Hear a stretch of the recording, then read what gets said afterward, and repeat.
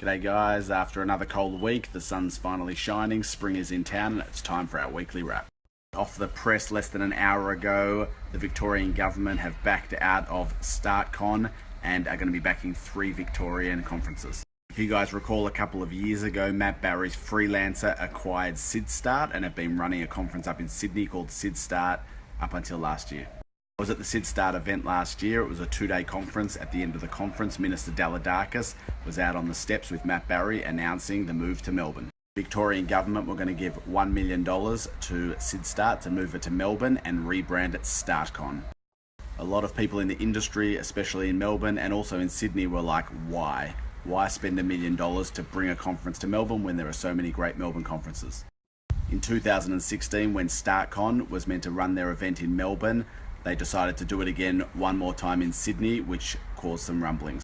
And then today, less than an hour ago, the Victorian government has announced that StartCon will not be taking place in Melbourne. It will be staying in Sydney. And instead of sponsoring StartCon and the $1 million going there, they've decided to sponsor 3 conferences focused on diversity and culture. The conferences are going to be Above All Human, awesome event, Pause Fest, have never been before, and Girls in Tech Australia, the first one in Australia. I think it's brave for Minister Dalidakis to step down from the $1 million sponsorship of SydStart or StartCon, and I think it was brave but good move. Earlier this week, I attended a consultation with the City of Melbourne focused on the Startup City Action Plan. They've run 7 of these consultations. Over 150 industry experts have participated. We were there. It was a great event, and here's a quick takeaway of some of the action. There are 6 main themes that they've focused on as part of the Startup Action Plan to make us a smarter city, a better ecosystem on the global scale, and they are livability, visibility, viability, talent, connectivity, and global. There are a lot of people that are highly engaged contributing to this Startup Action Plan. I wish them all the luck in consolidating all the information and moving this project forward. On Tuesday night in London at Australia House, Tech London Advocates launched the Australian and New Zealand chapter. I'm thrilled that OneStack are a launch partner with Tech London Advocates for the Australian and New Zealand chapter, hoping some big things out of that over the next year or 2. Absolutely cranking through this weekly update, 3 more things to cover off and then we're done.